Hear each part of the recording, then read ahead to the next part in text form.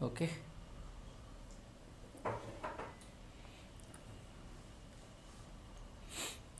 Welcome dear students, आप सभी का स्वागत है आर एस सर के यूट्यूब चैनल पर। और हम सब लाइव हैं एक नई क्लास के साथ में। मिशन 2021 की क्लास नंबर 65 फंक्शन का पार्ट नंबर 6 आज के क्लास में हम डिस्कस करने वाले हैं। तो फटाफट से सारे के सारे बच्चे लाइव आ जाएं। स्टार्ट करते हैं आज का बेहतरीन ये सेशन आप लोगों के लिए।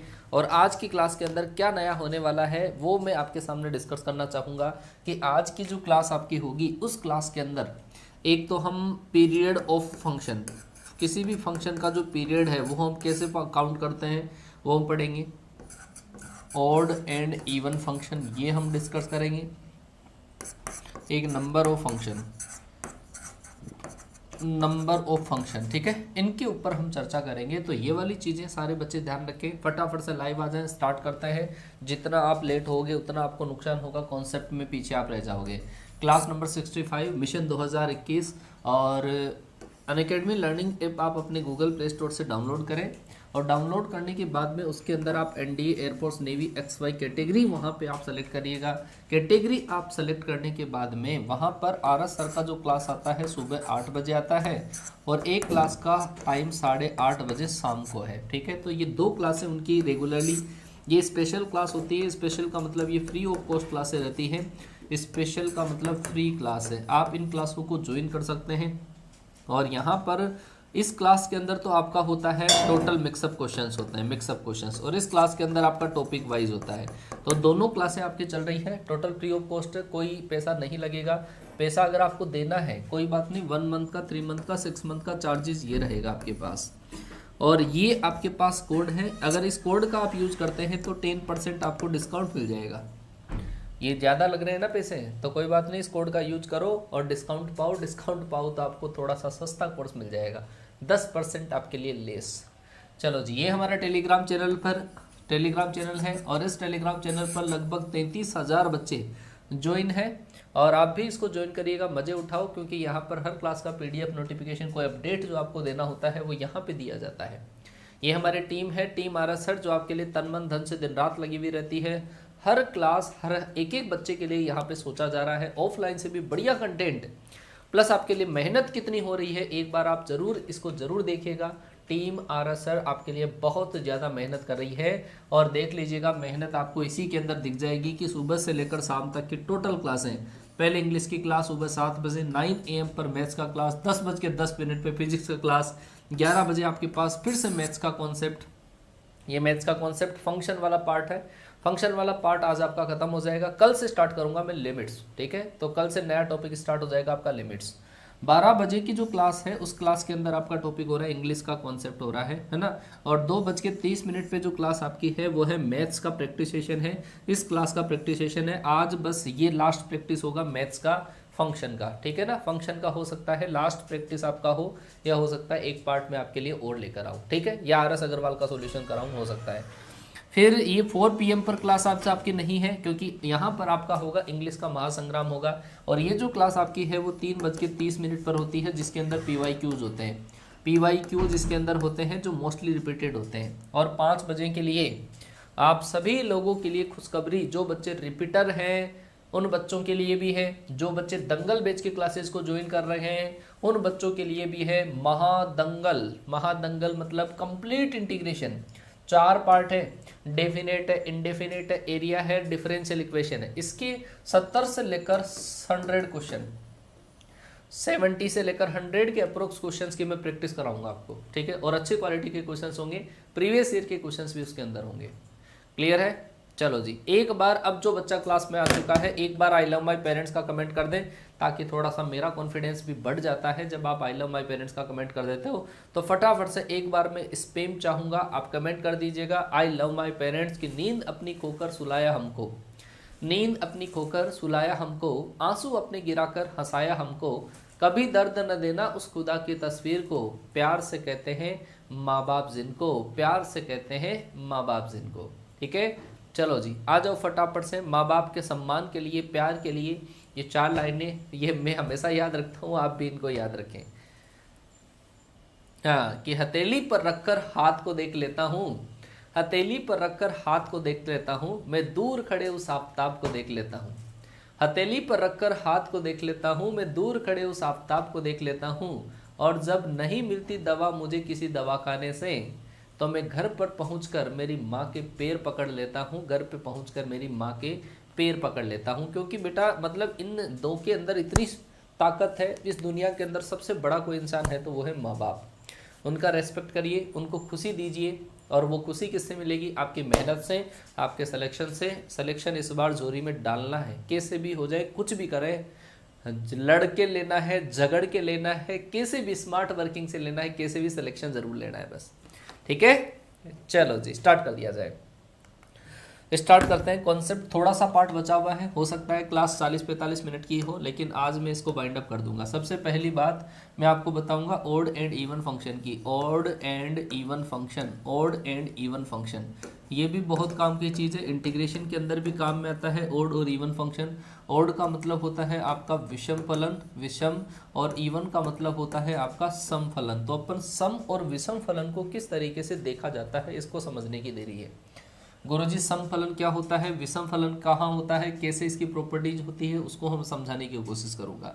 सबसे पहली बात तो अगर मैं करूँ आपके पास इवन फंक्शन की, अगर मैं बात करूँ इवन फंक्शन की, अगर मैं बात करूँ सम फलन की, अगर किसी भी फंक्शन के अंदर x की जगह -x रख दिया जाए, किसी भी फंक्शन में x की जगह अगर -x रख दिया जाए और वापस अगर वही फंक्शन आ जाता है, वापस अगर वही फंक्शन आ जाता है, तो उसको बोला जाता है गुरुजी सम फलन बोला जाता है। ठीक है, बताऊंगा अभी एग्जाम्पल बताऊंगा, सोल्व भी करवाऊंगा। चलो यहीं पे एग्जाम्पल बताता हूँ। आओ भाई एग्जाम्पल समझ लो इसके।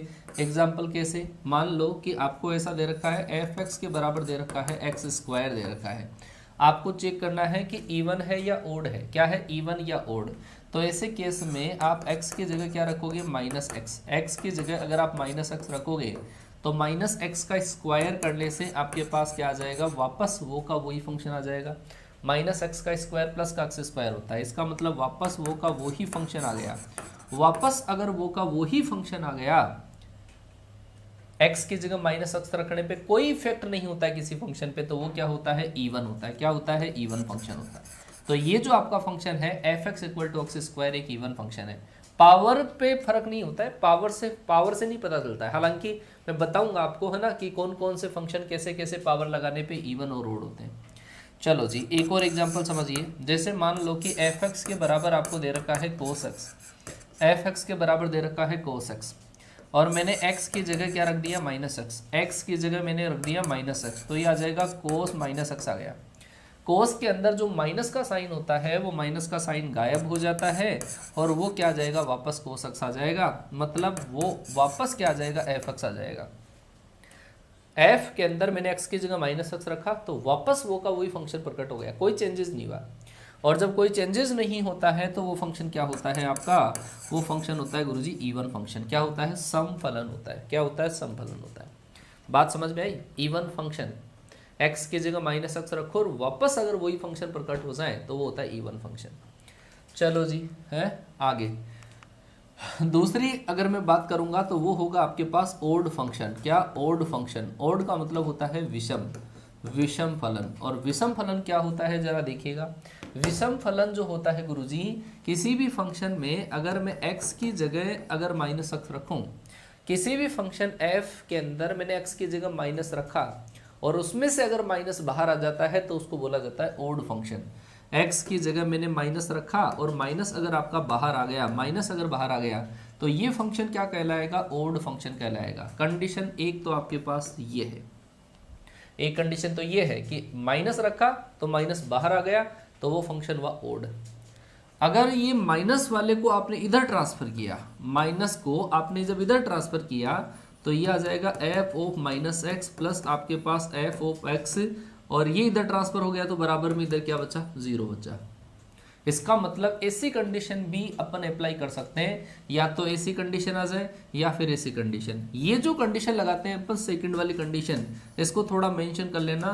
लॉगरिथम जो फंक्शन होते हैं, लॉगरिथम जो फंक्शन होते हैं उसके अंदर अपन ये कंडीशन काम में लेते हैं। लॉगरिथम फंक्शन के लिए, लॉगरिथम फंक्शन के लिए ये वाली कंडीशन आपकी काम में ली जाती है। तो ये वाली चीज़ आप ध्यान रखना, लॉग वाले फंक्शन में सेकंड वाली कंडीशन को काम में लेते हैं।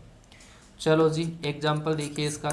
एफ एक्स के बराबर जैसे मान लो कि आपको दे रखा है एक्स क्यूब दे रखा है, क्या दे रखा है एक्स क्यूब, आपने एक्स की जगह माइनस एक्स रखा तो इसका मतलब माइनस एक्स का होल क्यूब आ गया, क्या आ गया माइनस एक्स का होल क्यूब आ गया। माइनस का क्यूब करने से आपके पास माइनस क्या हो जाता है बाहर, माइनस की पावर विषम हो तो माइनस बाहर आ जाता है, क्या बचेगा माइनस एक्स क्यूब। देखो आपने एक्स की जगह माइनस रखा तो माइनस बाहर आ गया, तो जिन जिन फंक्शन के अंदर माइनस बाहर आ जाता है रखने से तो वो होते हैं ओड फंक्शन। इसका मतलब यहाँ पर एफ ऑफ माइनस एक्स बराबर होगा माइनस एफ ऑफ एक्स, इसका मतलब ये जो फंक्शन आपका होगा वो क्या होगा ओड फंक्शन होगा। ओड फंक्शन का मतलब विषम फलन होगा। समझ में आया कि नहीं आया, इतना समझ में आया। हाँ जी बेटा सबके क्वेश्चंस आएंगे, मतलब आप बीच बीच में कमेंट ना करो, अभी तो केवल ये समझने की देरी है, ये समझ लो पहले, ठीक है। हाँ हाँ अरे बेटा सारे क्वेश्चन आएंगे, मैंने आपको बोल दिया कि आपको कंप्लीट इंटीग्रेशन के अंदर सारी चीजें आती है, डेफिनेट आता है, इंडेफिनेट आता है, एरिया आता है, डिफरेंशियल इक्वेशन आती है, मैं चारों के क्वेश्चन आपके लिए कराऊंगा, ठीक है, और इंपॉर्टेंट क्वेश्चन होंगे। चलो जी ये बात हुई गुरुजी ओड की। चलो और कुछ हम एग्जांपल्स देखते हैं इन्हीं के बेस पे। जैसे मान लो बच्चा एफ एक्स के बराबर आपके पास लिखा हुआ है साइन एक्स लिखा हुआ है, साइन एक्स लिखा हुआ है, आपने यहाँ पर लिखा, आपने यहाँ पे लिखा एक्स की जगह आपने लिखा माइनस एक्स, इसका मतलब आपके पास आ जाएगा साइन माइनस एक्स आ जाएगा, है ना। साइन के अंदर माइनस आया और साइन के अंदर अगर माइनस आया तो ये माइनस आपका क्या आ जाएगा बाहर आ जाएगा, ठीक है, माइनस का साइन बाहर आ गया। इसका मतलब गुरुजी f के अंदर x की जगह माइनस रखने पर ये माइनस का साइन अगर बाहर आ गया, माइनस का साइन अगर बाहर आ गया तो ऐसा जो फंक्शन होता है वो क्या होता है ओड होता है, क्या होता है ओड फंक्शन होता है, ओड फंक्शन। बात समझ में आ गई होगी बेटा, क्लियर बना इतना। हाँ और देखिए मान लो गुरुजी ऐसा दे रखा है आपको एफ एक्स के बराबर दे रखा है log x plus under root 1 plus x square, ऐसा एक फंक्शन आपके पास है। ये सुपर डुपर हिट क्वेश्चन है एनडीए वाले बच्चों के लिए, आप देख लेना एनडीए प्रीवियस ईयर का क्वेश्चन है ये वाला, एनडीए प्रीवियस ईयर का क्वेश्चन है ये वाला क्वेश्चन है, log x plus under root 1 plus x square, ये क्वेश्चन है छोटा सा। इसके लिए आपको ओड और इवन चेक करना है, ओड और इवन।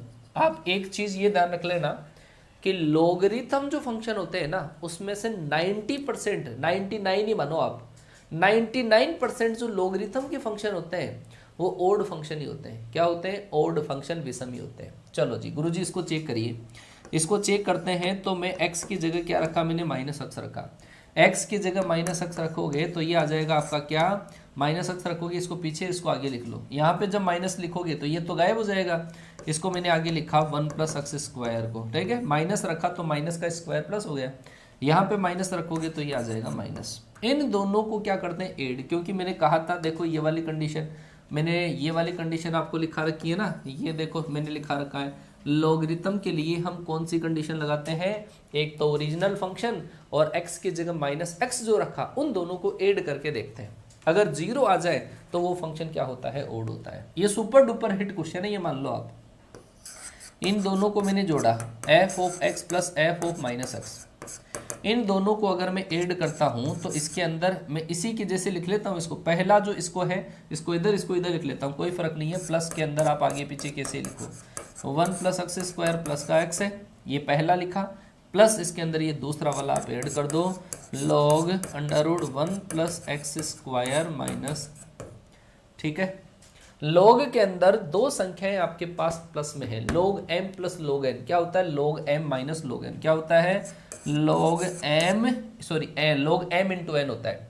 तो इन दोनों का क्या होगा प्रोडक्ट होगा log m into n, log m into n होगा तो ये होगा a प्लस बी और ये है a माइनस बी, तो होगा a square minus b square, a square इसका स्क्वायर किया तो अंडर रूट हट गया, a square minus b square, ये इससे कैंसिल हुआ, क्या बचा log 1 और log 1 की वैल्यू क्या हुई 0। इसका मतलब बेटा ये गांठ बांध लो, क्योंकि ये क्वेश्चन मैं इसी वजह से बता रहा हूं कि ये क्वेश्चन प्रीवियस एग्जाम में सबसे ज्यादा रिपीटेड सवाल है, सबसे ज्यादा रिपीटेड सवाल है।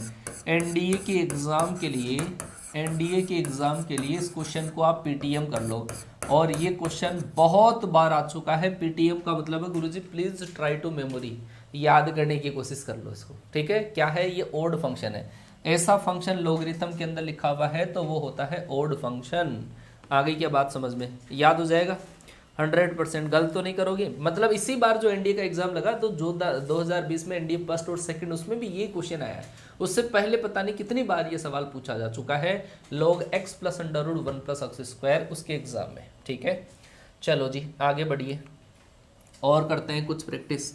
एक्स दे रखा है log 1 plus x upon 1 minus x, ऐसा दे रखा है log 1 plus x upon 1 minus x. इसके बारे में आपको चर्चा करनी है, क्या ये फंक्शन आपका कौन सा होगा, ये फंक्शन ओड होगा कि इवन होगा। वैसे मैं कहूँ आपको बात बताऊं कि लोगरिथम वाले जो फंक्शन होते हैं 99% तुक्का लगाना हो ना तो वो ओड पे ही लगाना है ना, तुक्का लगाना हो कहीं पे तो वो ओड पे ही लगाना।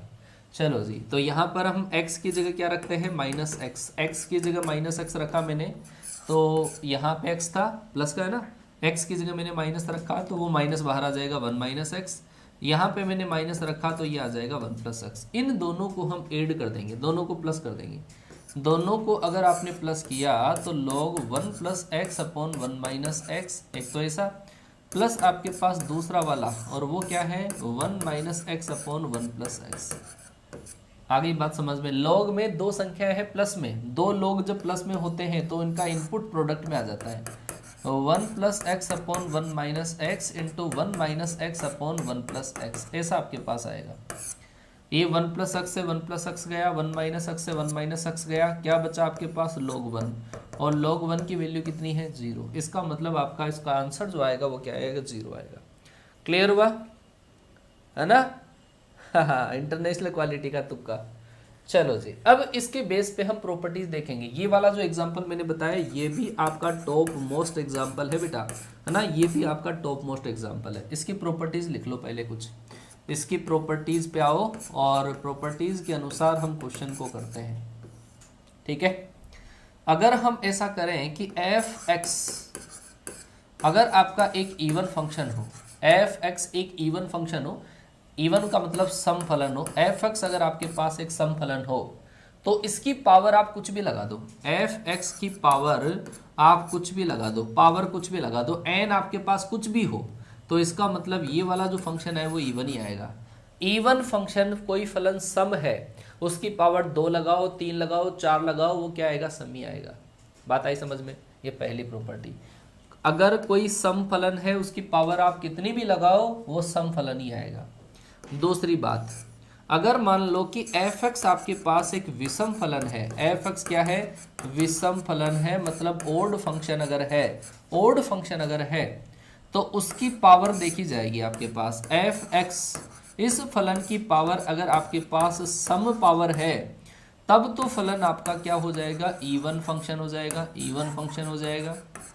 अगर आपके पास इसकी जो पावर है एफ एक्स की जो पावर है वो आपके पास विषम पावर आ गई, मतलब सम की पावर विषम आ गई तो वो फंक्शन आपका क्या हो जाएगा, सॉरी विषम की पावर अगर विषम आ गई तो वो फंक्शन आपका विषम रह जाएगा, मतलब ओड फंक्शन आपका रह जाएगा। तो ये वाली चीज आपको विशेष तौर से ध्यान देनी है। दो प्रॉपर्टी नंबर 3, अगर आपके पास एक फंक्शन ओड फंक्शन हो, अच्छा आगे वाले में लिख लेता हूं मैं, ये वाली चीज ध्यान रखना, इवन की पावर तो कितनी भी लगाओ इवन ही आएगा, लेकिन ओड फंक्शन की अगर ओड पावर है तो ओड आएगा और ओड की इवन पावर है तो इवन आएगा। अभी बताऊंगा मैं, एग्जांपल बताऊंगा आपको, ठीक है, उससे आपका बहुत अच्छे तरीके से क्लियर हो जाएगा। तीसरे टाइप के अंदर चलिए, तीसरा कि गुरुजी अगर odd function into odd function है, कोई सा भी जब दो का ओड इंटू ओड होता है तो उसका जो प्रोडक्ट आता है वो आता है इवन आता है।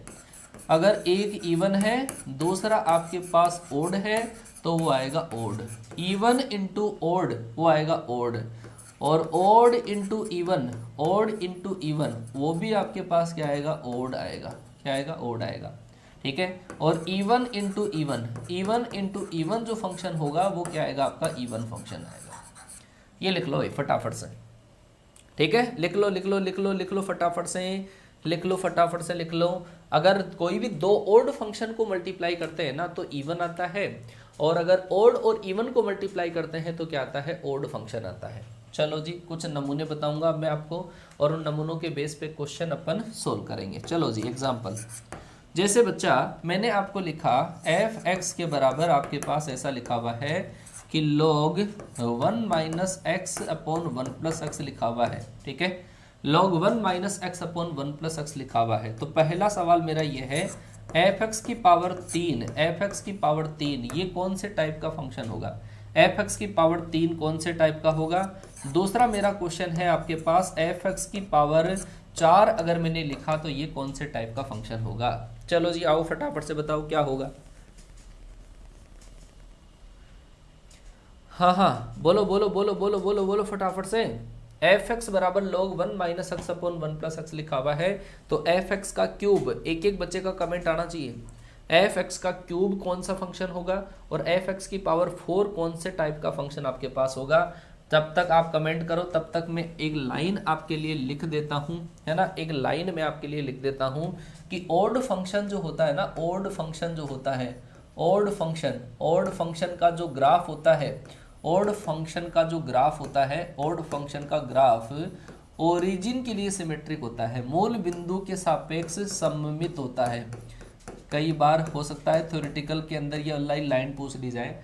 ओड फंक्शन का जो ग्राफ होता है मूल बिंदु के प्रति सममित होता है, सिमेट्रिक होता है। किसके लिए? ओरिजिन के रेस्पेक्ट में, ओरिजिन के रेस्पेक्ट में। और इवन फंक्शन का जो ग्राफ होता है, इवन फंक्शन का जो ग्राफ होता है ना, वो होता है वाई एक्सिस के लिए सिमेट्रिक होता है, वाई एक्सिस के लिए सिमेट्रिक होता है। नमूने देख लो यहाँ पे, इसका जवाब दे दिया होगा आपने, है? जवाब आ गया कि गुरुजी ये वाला फंक्शन क्या है? ओड है। और ओड फंक्शन की ओड पावर, तो आपका जो फंक्शन आता है वो आता है ओड। क्या आता है? ओड। ये फंक्शन ओड था, ओड की पावर क्या है? इवन, तो वो फंक्शन कौन सा आ जाएगा? इवन आ जाएगा। जवाब तो ये इसका सही होगा। ये वाली लाइन आप ग्राफ देख सकते हो, ओड फंक्शन का ग्राफ ओरिजिन मूल बिंदु के सापेक्ष सममित होता है, मूल बिंदु के दोनों साइडों में सेम रहता है, जबकि इवन फंक्शन का वाई एक्सिस में। जैसे एक नमूना देखो, जैसे एफ एक्स बराबर मैंने लिखा एक्स स्क्वायर, ऐसा लिखा एफ एक्स बराबर एक्स स्क्वायर, जो क्या है? आपका समफलन है। तो समफलन का अगर आप ग्राफ बनाओगे तो देखो वाई एक्सिस के लिए सिमेट्रिक है, जैसा इधर है वैसा का वैसा इधर है, ठीक है। ये देख लो वाई एक्सिस के लिए जितना इधर है उतना इधर है। लेकिन अगर मैं लिखूं एफ एक्स बराबर एक्स क्यूब लिखूं, तो एफ एक्स बराबर एक्स क्यूब का जो ग्राफ है वो आपका ऐसा आएगा, जितना इधर है वैसा इधर है, ओरिजिन के रेस्पेक्ट में, मूल बिंदु के सापेक्ष है, ठीक है ना। कई बार ये क्वेश्चन आपको लैंग्वेज टाइप के क्वेश्चंस के अंदर ये दे दिया जाएगा, तो ये ध्यान रखना। ये आपका ओड और इवन फंक्शन खत्म हुआ। किसका है? किसका है?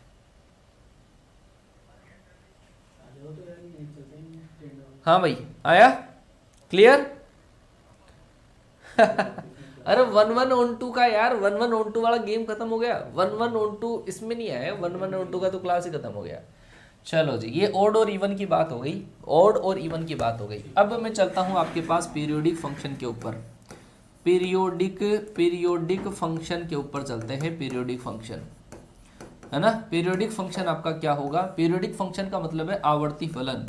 पीरियोडिक फंक्शन का मतलब है आपका आवर्ती फलन, आवर्ती फलन, ठीक है। इनको समझने की कोशिश करना, पीरियोडिक फंक्शन कौन से होते हैं। कई बार एग्जाम में पूछ लिया जाता है इसका पीरियड काउंट करो, तो उसी का कॉन्सेप्ट मैं आपको समझाने की कोशिश कर रहा हूँ कि वो पीरियोडिक फंक्शन कौन सा होगा। बेटा कोई भी जो ग्राफ है ना, वो सर्टेन टाइम इंटरवल के बाद में जो रिपीट होता है, एक कुछ टाइम इंटरवल के बाद में जो ग्राफ रिपीट होता है ना, उस रिपीटेड ग्राफ को हम बोलते हैं पीरियोडिक फंक्शन। और कितनी देर बाद में वो रिपीट होता है, उस डिस्टेंस को हम बोलते हैं पीरियड, मतलब आवर्तनांक बोलते हैं। जैसे समझना मान लो कि आपको ऐसा दे रखा है, ऐसा कोई ग्राफ दे रखा है, जैसे बात करूं मैं साइन एक्स की, तो आप जब देखोगे कि गुरुजी साइन एक्स का ग्राफ आपके पास ऐसा ऐसा आ रहा है, साइन एक्स का ग्राफ, ठीक है। ये वाला पॉइंट आपका 0 है, ये वाला पॉइंट आपका पाई है, ये वाला पॉइंट आपका 2 पाई है, ये वाला पॉइंट आपके पास 3 पाई है, ठीक है। बीच के अंदर आपका क्या आ जाता है? पाई/2 भी आ जाता है, यहाँ पे 3 पाई/2 भी आ जाता है। मैंने कहा कि कोई भी ग्राफ सर्टेन टाइम इंटरवल के बाद में जो रिपीट होता है उसको क्या बोलते हैं? पीरियोडिक फंक्शन बोलते हैं। क्या? आवर्ती फलन बोलते हैं। और कितने टाइम इंटरवल के बाद में वो रिपीट होता है उसको हम बोलते हैं पीरियड। तो आप जब देखोगे कि ग्राफ की स्टार्टिंग पोजीशन यहाँ से थी, उसके बाद में ये ऊपर गया, फिर आपके पास नीचे आया, फिर यहाँ पे आप देखो कि ये वाली पहली पोजीशन ऊपर जाने की और ये वाली पोजीशन ऊपर जाने की, सेम पोजीशन है ये वाली और ये वाली। इसका मतलब उसके बाद में ये सांप के जैसे चक्कर काटता रहेगा, समझ रहे हो, नाग के जैसे लपेटे लेता रहेगा और नाग के जैसे लपेटे लेता रहेगा। तो ऐसे फंक्शन को बोलते हैं पीरियोडिक फंक्शन बोलते हैं। अब ये कितनी टाइम बाद में रिपीट हुआ है, कितनी डिस्टेंस के बाद में रिपीट हुआ है गुरुजी, ये वाली डिस्टेंस। तो ये वाली डिस्टेंस क्या है 2π, इसी को क्या बोला जाता है पीरियड, इसी को क्या बोला जाता है पीरियड। पीरियड मतलब होता है गुरुजी आवर्तनांक, आवर्तनांक है ना। और इस आवर्तनांक को रिप्रेजेंट किया जाता है टी से, और इसका टी आपका क्या है 2π है। इसका जो आवर्तनांक है वो क्या है 2π है। क्लियर हुआ बच्चा। कोई भी ग्राफ सर्टेन टाइम इंटरवल के बाद में रिपीट होता है, उसी ग्राफ को हम बोलते हैं पीरियोडिक फंक्शन। और पीरियोडिक फंक्शन में कितने टाइम बाद में ये रिपीट होता है उसको क्या बोला जाता है, आवर्तनांक बोला जाता है। तो ऐसे केस में आपको एग्जाम में ऐसा पूछा जाता है कि इसका पीरियड क्या होगा, फंक्शन का पीरियड क्या होगा। तो मैं आपको सबका मेंशन करवाने की कोशिश कर रहा हूं, उसके बाद में कुछ ऐसे लॉजिक बताऊंगा जिससे आपको आराम से समझ में आ जाएगा। एक और इंपॉर्टेंट एग्जाम्पल से आपको मैं रिपीट करवा रहा हूं, जरा देखिएगा। अगर मैं बात करूं आपके पास f x equal to g I F of x, इस ग्राफ की अगर मैं बात करूं f x equal to g I F of x, ये ग्राफ आपके पास है। और गुरुजी इसका जो ग्राफ आपका बनता है ना वो ऐसा बनता है, ये ग्राफ आपका बना, ऐसा ग्राफ आपके पास इसका बना। जरा आप इसकी ग्राफ की शेप को अगर ध्यान से देखेंगे, इस ग्राफ की शेप को, तो आप जब इधर से इधर जाते हो तो ग्राफ यहाँ पे same same same same same same ऊपर की तरफ रिपीट हो रहा है। जब ऊपर की तरफ रिपीट होता है तो ये फंक्शन भी आपका क्या है, पीरियोडिक फंक्शन है। क्या है, पीरियोडिक फंक्शन है, पीरियोडिक फंक्शन है। और इस पीरियोडिक फंक्शन के अंदर, इस पीरियोडिक फंक्शन के अंदर, इस पीरियोडिक फंक्शन के अंदर इसका आवर्तनांक कितना, कितनी डिस्टेंस बाद में रिपीट हो रहा है, यहां से यहां तक की जो दूरी होती है 1 होती है। तो गुरुजी इसका जो पीरियड है ना ये सबसे ज्यादा इंपॉर्टेंट है। इसका जो पीरियड है वो कितना है आपका, वो 1 है। इसका जो पीरियड है वो आपका कितना है, 1 है। बेटा याद कर लो, गांठ बांध लो, लिख लो, दीवारों पे, दिल पे, आंखों पे, दिमाग में, जहां पे भी लिखना चाहो ना लिख लो, बहुत इंपॉर्टेंट है। x बराबर आपका क्या लिखा हुआ है, जी आई एफ ऑफ x, इसका पीरियड आपका कितना होता है, 1 होता है। एक में आगे आपके पास ऐसा लिखूंगा, एफ एक्स के बराबर अगर लिखा हुआ है x minus G I F of x, इसको बोलते हैं कौन सा, फ्रैक्शनल पार्ट फंक्शन। क्या, फ्रैक्शनल पार्ट फंक्शन, ठीक है। इसका भी पीरियड आपका क्या होता है, t बराबर होता है 1। ये वाली चीज भी गांठ बांध लेना, इसका बोलता है फ्रैक्शनल पार्ट फंक्शन, ठीक है, भिन्नात्मक मान फलन। इसका भी पीरियड आपका 1 होगा। ये है आपका महत्तम पूर्णांक, इसका भी पीरियड क्या होगा, आपका 1 होगा। ठीक है, चलो जी। अब हम गुरुजी सबसे पहले पढ़ते हैं कि कौन से फंक्शन तो पीरियोडिक होते हैं, पीरियोडिक और नॉन पीरियोडिक फंक्शन, पीरियोडिक और नॉन पीरियोडिक। एक साइड तो लिख रहा हूं पीरियोडिक और एक है आपके पास नॉन पीरियोडिक फंक्शन। और ये वाला सवाल भी आपको कहीं ना कहीं जरूर देखने को मिलेगा, पीरियोडिक और नॉन पीरियोडिक। मतलब बच्चों को पता ही नहीं चल पाता, पहली बात तो ये है कि पीरियोडिक फंक्शन कौन सा है, नॉन पीरियोडिक कौन सा है। तो मैं एक सिंपल सा लॉजिक पेश कर रहा हूं, उससे आपका काम आसान हो जाएगा। जैसे बच्चा साइन एक्स जो आपके पास है, आपको पता है इसके बारे में कि गुरुजी ये पीरियोडिक फंक्शन है। अगर मैं ऐसा लिख दूं आपके पास साइन स्क्वायर एक्स लिखा, साइन स्क्वायर एक्स का मतलब क्या है कि गुरुजी इसको आपने लिखा, ऐसा लिखा है, ऐसा लिखा है आपने साइन एक्स का स्क्वायर, ठीक है। तो मैंने पावर किसके लगाई है, मैंने पावर इस पूरे फंक्शन के लगाई है। जो पीरियोडिक फंक्शन की पावर अगर आप चाहे 2 लगाओ, चाहे इसकी पावर आप 3 लगाओ, ठीक है, इस पूरे फंक्शन की पावर 3 लगा दो, तो ये जो फंक्शन होते हैं वो क्या होते हैं, पीरियोडिक होते हैं। लेकिन अगर आपने छेड़खानी करी, ये तो केवल आपने पावर बढ़ाई है, साइन की पावर बढ़ाई है 2 3 4 ऐसे, लेकिन अगर इसके इनपुट के साथ में अगर आपने छेड़खानी कर दी ना गुरुजी, तो बर्दाश्त नहीं किया जाएगा। इनपुट कौन सा गुरुजी, एक्स के साथ में।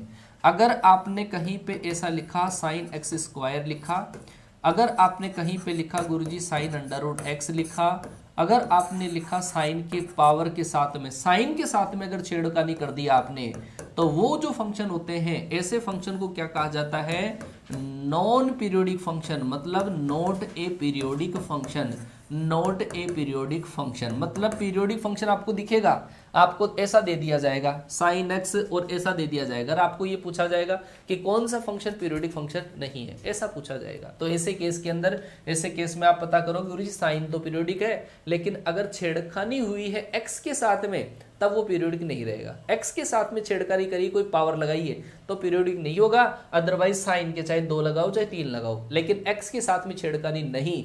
गिरेबान के अंदर झांक कर मत देख लाला पावर लगा तो इसकी, ठीक है, समझ गए। हाँ चलो भाई, पीरियोडिक और नॉन पीरियोडिक का मतलब आपका जो क्वेश्चन आएगा वो आएगा जो ऑप्शंस आते हैं ना, ऑप्शन के अंदर क्वेश्चन दिखेगा। अब हम बात करते हैं फिक्स आपका जो पीरियड होता है उनकी बात हम करते हैं। जैसे सबसे पहली मैं बात करूं, आपके पास एक तो है आपके पास साइन एक्स, एक कोस एक्स, और एक आपके पास सेक एक्स, और एक है गुरुजी आपका कोसेक एक्स। इनका जो पीरियड आपका होता है, इनका जो पीरियड, एक साइड में फंक्शन लिख रहा हूं और एक साइड में लिख रहा हूं आपका पीरियड, है ना, पीरियड। इसका जो पीरियड आपके पास होगा, ऐसे फंक्शन का जो पीरियड होगा वो होगा 2 पाई, और यहाँ पे मैं आपके सामने लिख रहा हूँ वो है फंक्शन ये टाइप के फंक्शन है, इनका जो पीरियड होगा वो होगा 2 पाई। दूसरी बात अगर मैं करूँ आपके पास टेन एक्स का और कोट एक्स का, इन दोनों का जो पीरियड होगा वो होगा आपका क्या, पाई होगा। टेन एक्स का और कोट एक्स का जो पीरियड होगा वो होगा आपका पाई होगा। तीसरी अगर मैं बात करूं आपके सामने, अगर किसी फंक्शन का हम मोड कर देते हैं, किसी फंक्शन का मोड कर देते हैं और उसमें प्लस माइनस की संख्या आती है, प्लस माइनस की संख्या आती है, तो ऐसा करने से उनका जो आपका पीरियड होता है वो आधा हो जाता है। साइन एक्स का पीरियड और आपके पास मोड कोस एक्स का जो पीरियड है मोड का, इनका जो पीरियड होता है वो आता है गुरुजी π/2 आता है। क्या आ जाता है, π/2 आ जाता है। आ गई बात समझ में? तो ये चीजें आप ध्यान रखोगे। चलो जी, कुछ प्रॉपर्टी बताऊंगा मैं फिर आपको, है ना भाई। साइन कोस इनका आप याद कर लो। फोर्थ के अंदर जैसे मैंने लिखा आपको x minus GIF of x का या फिर GIF ऑफ x का, ऐसे फंक्शन का जो पीरियड होता है वो क्या होता है आपका 1 होता है। दूसरी बात, कई बार आपके पास जो क्वेश्चंस आएंगे वो उनकी पावर के ऊपर डिपेंड आएंगे, इनकी पावर के ऊपर डिपेंड आएंगे। तो इनकी जो पावर है वो पावर सम है कि विषम है, वो आपको आइडेंटिफाई करनी पड़ेगी, पावर आइडेंटिफाई करनी पड़ेगी। अगर आपके पास फिफ्थ के अंदर जैसे मैं लिखूं साइन की पावर n है, कोस की पावर n है और सेक की पावर अगर n है, ऐसा अगर आ जाए, और कोसेक की पावर अगर n है, कोसेक की पावर n है, यहाँ पे मेंशन कर लेना अगर n विषम हो। चलो इधर लिख देता हूँ। ऐसे केस में 2 चांस बनते हैं। अगर n आपके पास विषम हो, n अगर विषम हो तो आपका 2 पाई ही होगा, और n अगर आपके पास इसकी पावर अगर सम है तो इनका जो पीरियड होगा वो आधा हो जाएगा। साइन कोस सेक और कोसेक, इस वाली लाइन के ऊपर पावर है n, और पावर अगर आपकी विषम संख्या है तो पीरियड आपका जो पहले था वही रहेगा। लेकिन अगर पावर सम संख्या लगा दी, इवन नंबर लगा दिया, तब आपके पास इनका जो पीरियड है वो आधा हो जाएगा। क्या हो जाएगा, पाई हो जाएगा। ठीक है बेटा, है ना। इसका पीरियड, साइन का पीरियड, सॉरी, हाँ बिल्कुल सही बोला बच्चा, हाँ मैं ध्यान से नहीं देख पाया, पाई होगा, बिल्कुल सही बोला आपने, पाई होगा। ठीक है ना, हाँ पाई होगा, सॉरी, ठीक है। हाँ तो ये वाली बात है आपके पास। लेकिन इसी के अंदर अगर मैं एक चीज आपके और मेंशन करूं 6 की, अगर आपके पास 10 की पावर हो, कोई सी भी 10 की पावर और कोट की पावर अगर कोई सी भी आ जाए, तो पावर आपके पास एनी, n बराबर कोई भी संख्या आ जाए, n बराबर एनी इंटीजर नंबर अगर आपके पास आ जाए, एनी नंबर, तब आपके पास t बराबर क्या रहेगा, पाई ही रहेगा। t बराबर क्या रहेगा, पाई ही रहेगा।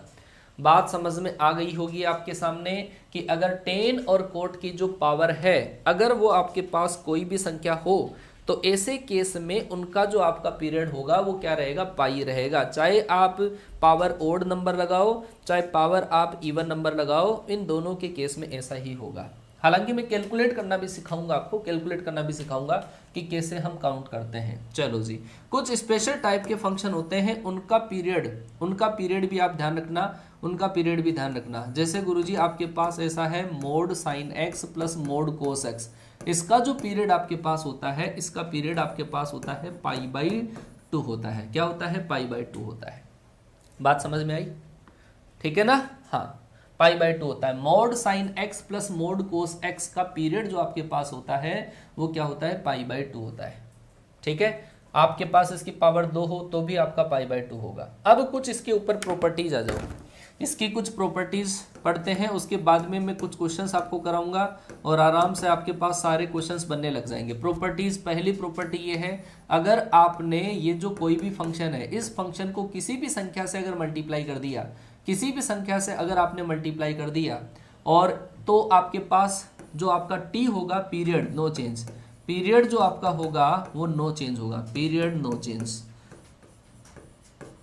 ठीक है ना, आवर्तनांक पर किसी कांस्टेंट संख्या से मल्टीप्लाई करने का फर्क नहीं होता है। दूसरी बात, अगर मान लो कि आपके पास यहाँ पे जो फंक्शन है, इस फंक्शन को आपने किसी कांस्टेंट x के साथ में छेड़खानी करी, इस बार x को अगर आपने मल्टीप्लाई कर दिया किसी कांस्टेंट नंबर से, तो उस केस में गुरुजी आपके पास जो इसका पीरियड आएगा, इसका जो पीरियड आएगा वो आएगा आपके पास t/λ आ जाएगा। क्या आ जाएगा, t/λ।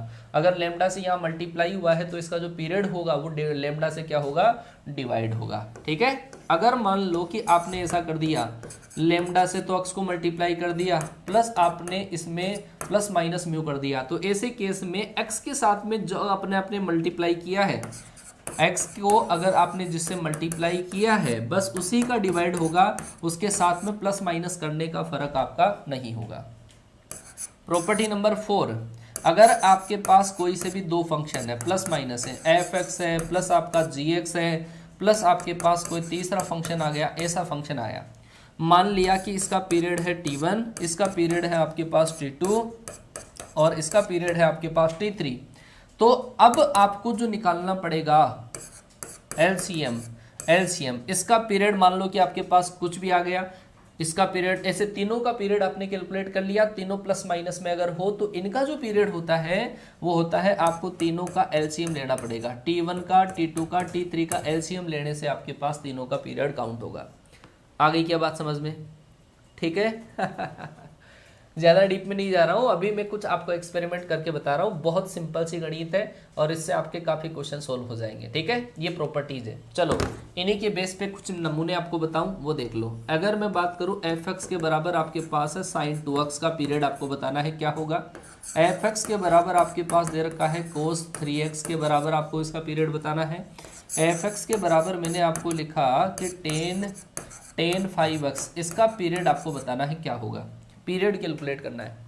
तो मैंने क्या कहा था, मैंने ये कहा आपको कि साइन का पीरियड जो आपके पास होता है, साइन का पीरियड कितना होता है, 2π होता है। क्या होता है, साइन का पीरियड होता है 2π। लेकिन अगर यहाँ पर आपने x को किसी से मल्टीप्लाई कर दिया तो जो पीरियड आप कैलकुलेट करोगे उस पीरियड के अंदर ये कांस्टेंट नंबर का डिवाइड हो जाता है।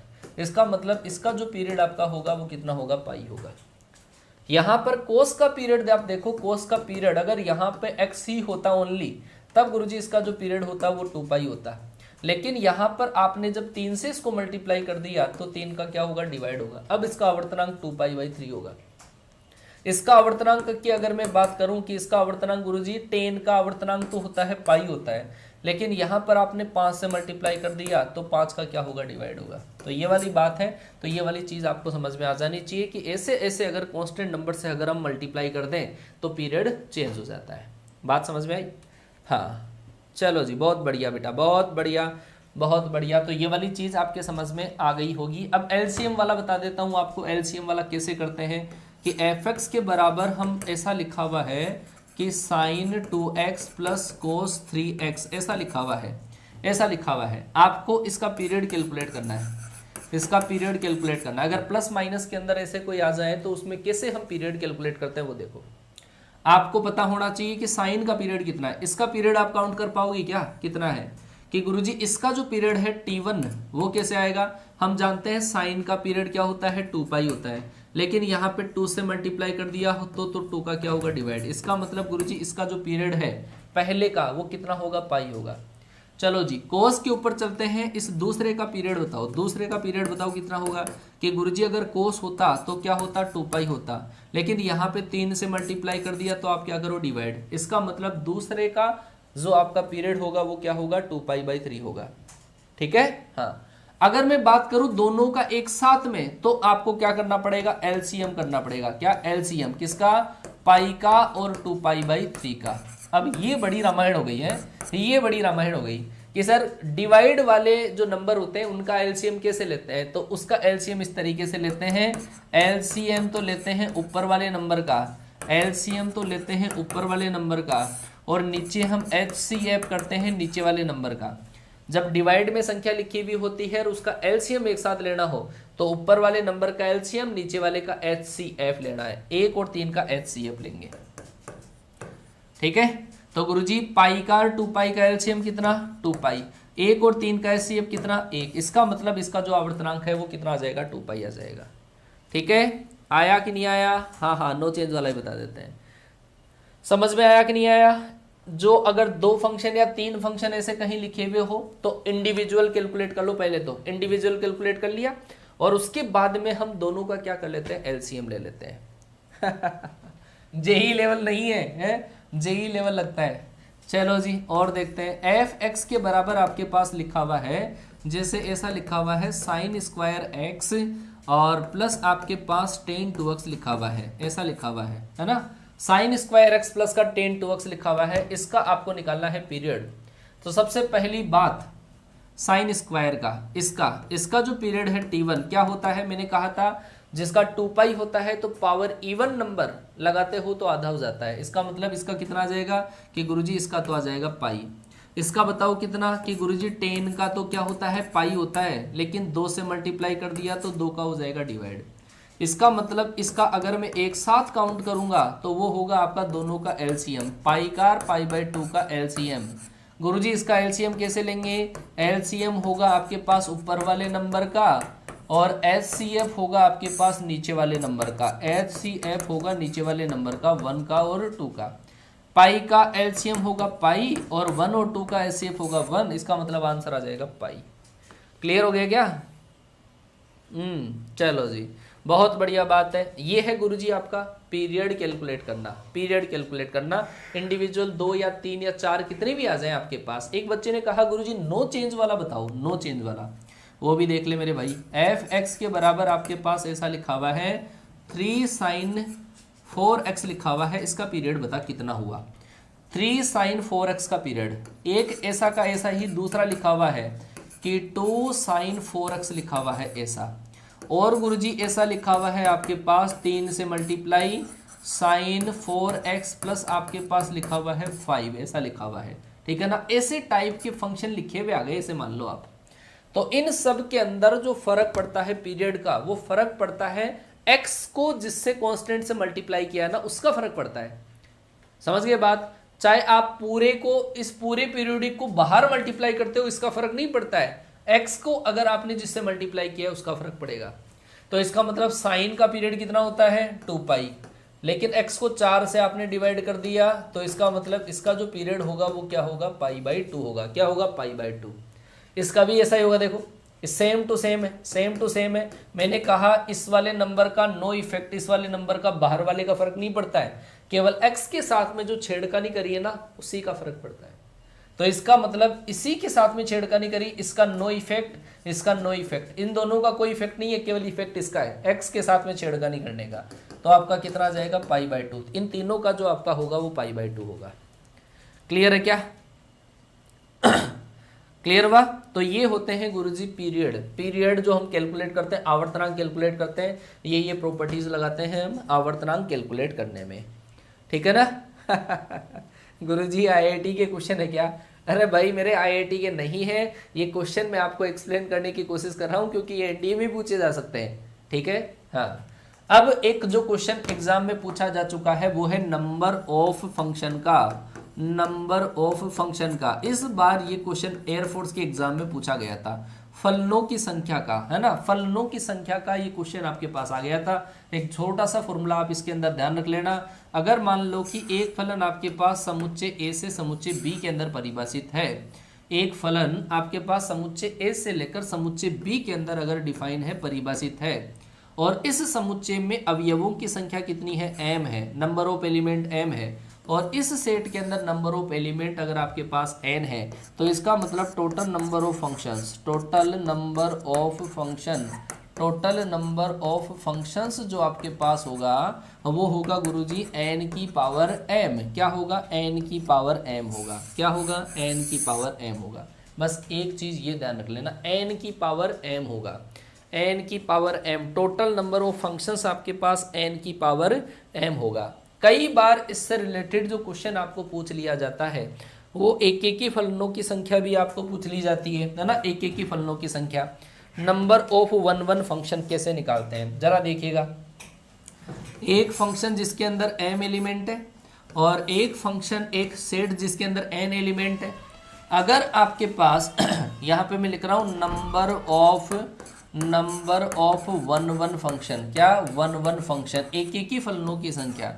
Number of one one function मतलब एक एक ही फलनों की संख्या अगर निकालनी है तो इसके लिए दो लॉजिक है, इसके लिए दो लॉजिक है। अगर आपके पास ये n की वैल्यू अगर m की वैल्यू से ज़्यादा है या बराबर है, दूसरा अगर आपके पास m की वैल्यू n की वैल्यू से ज़्यादा है, अगर ये इधर वाला ज़्यादा है ना, इधर वाला, तब आपके पास एक ही की फलनों की संख्या जीरो होती है। क्या होती है? जीरो होती है। अगर इधर वाले में एलिमेंट ज़्यादा है तो वो होता है नंबर ऑफ एक एक ही जो फंक्शन होते हैं वो होता है npm होता है। क्या होता है? npm। को डोमेन में नंबर ऑफ एलिमेंट, उसमें से आपको सेलेक्ट करने होते हैं डोमेन के एलिमेंट, और डोमेन के एलिमेंट कितने हैं आपके पास? m है। आ गई क्या बात समझ में? ये लिख लो, ये क्वेश्चन डायरेक्ट पूछा जाता है। हाँ इसका एंड गेम हो जाएगा, आज खत्म हो गया, कल लिमिट स्टार्ट करूंगा और स्टार्टिंग की क्लास काफी ज्यादा इंपॉर्टेंट होती है। ऐसे ट्रिक बताऊंगा जो आपने कभी नहीं देखे होंगे। ठीक है, ये आपका पार्ट आपका खत्म हो गया। इससे रिलेटेड मैं क्वेश्चन आपको सिखा देता हूं। चलो बच्चा, ऐसा आपको दे रखा है कि सेट ए में, ए सेट के अंदर आपके पास एलिमेंट है 3 और बी सेट के अंदर एलिमेंट है आपके पास कितना? 4। पहली बात, एक बार आप मुझे ये बताओ टोटल नंबर ऑफ फंक्शंस कितने होंगे? Total number of function, total number of function कितने होंगे? Total number of functions, total number of functions बताओ। दूसरी, total number of one one function बताओ कितने होंगे? Total number of one one function, एक एक ही फलनों की कुल संख्या बताओ। ये एग्जाम में पूछा जा चुका है, एग्जाम में पूछा जा चुका है, एनडीए के एग्जाम में। इक्वल हो तो कोई बात नहीं यार, इक्वल भी तो लिखा है मैंने वहां पे, इक्वल भी लिखा है, एन इज ग्रेटर देन और इक्वल लिखा है मैंने, एन इज ग्रेटर देन और equal, n is greater than और इक्वल के अंदर भी एनपीएम। बस इसमें ज्यादा होना तब वन वन नहीं बनेगा, तब वन वन बनेगा ही नहीं, वैसा केस ही नहीं होगा। चलो बताओ फटाफट से क्या होगा आपके पास कि गुरुजी दूसरे सेट में नंबर ऑफ एलिमेंट ज्यादा हो तब काम बैठ जाता है। अगर इसमें जो एलिमेंट आपके पास है पहले सेट में डोमेन है, ये ए से बी में डिफाइन है फंक्शन, है ना, यहाँ पे लिख लेना, ए से डिफाइन एक फंक्शन, ए में नंबर ऑफ एलिमेंट कितने हैं? 3, बी में नंबर ऑफ एलिमेंट कितने हैं? 4, जिसको क्या माना जाता है? n। तो टोटल नंबर ऑफ फंक्शन जो होते हैं गुरुजी n की पावर m होते हैं। n की पावर m मतलब 4 की पावर 3, 4 की पावर 3 कितना? 64। तो आपके पास टोटल जो फंक्शन बनेंगे वो क्या बनेंगे? 64 बनेंगे। और वन वन फंक्शन कितने बनेंगे कि गुरुजी? वो बनेंगे 4p3 बनेंगे। 4p3 का मतलब निकाल लो परम्यूटेशन से कि ये होगा factorial 4 upon factorial 4 minus 3, factorial 4 का मतलब कितना हो गया गुरुजी? 24। इसका मतलब आपके पास एक एक ही फलनों की संख्या 24 हो गई और टोटल फलनों की संख्या 64 हो गई। क्लियर है? आ गया समझ में? तो ये चीज आपका फंक्शन खत्म हो गया है, फंक्शन का टॉपिक खत्म है। मैंने तो कोई कॉन्सेप्ट छोड़ने की कोशिश नहीं करी है, बाकी मैं आपको इसका प्रैक्टिस सेट लेकर आ रहा हूँ 2:30 PM की क्लास के अंदर। 2:30 PM आज आपके लिए 2 इंपॉर्टेंट क्लासें लगने वाली है। एक तो 2:30 PM पे, 2:30 PM पर जो क्लास होगी उसके अंदर आज फंक्शन का प्रैक्टिस होगा, ये पीरियड वाले क्वेश्चन और GOF वाले, एफ ऑफ जी वाले, इनवर्स वाले, सारी उसके अंदर रामायण आ जाएगी, है ना। 2:30 PM पे एक क्लास आपको जिसका इंतजार था 5 PM पर, और वो होगा गुरुजी कंप्लीट इंटीग्रेशन। और आप प्रॉमिस करके जाओगे कि गुरुजी उस क्लास के अंदर हमारी सबसे ज्यादा प्रेजेंस होगी, सबसे ज्यादा प्रेजेंस होनी चाहिए। एक हमने एक्सपेरिमेंट किया है आप लोगों के लिए, महादंगल जो स्टार्ट किया है, ठीक है, महादंगल हमने स्टार्ट किया है। ये इसकी क्लास है बेटा 5 बजे। क्लास को जब भी आपको दिख जाए शेयर जरूर करना, शेयर जरूर करना है। देखते हैं आज कितना प्यार बरसाते हो आप। अगर आपने प्यार बरसाया तो आपके लिए भी ऐसी मैराथन वगैरह आती रहेगी। इतनी प्रैक्टिस करा दूंगा कि एग्जाम में क्वेश्चन ऐसा लगेगा कि गुरुजी ये क्वेश्चन तो हमने बिना देखे टिकाए हैं। ठीक है, बिना पेन टिकाए कर लोगे, इतनी प्रैक्टिस करा दूंगा। ठीक है बच्चा, अब मिलता हूं आपसे अगली क्लास में, तब तक के लिए टाटा बाय बाय, जय हिंद। मेरा प्यार मुझे कमेंट बॉक्स में दिख जाए।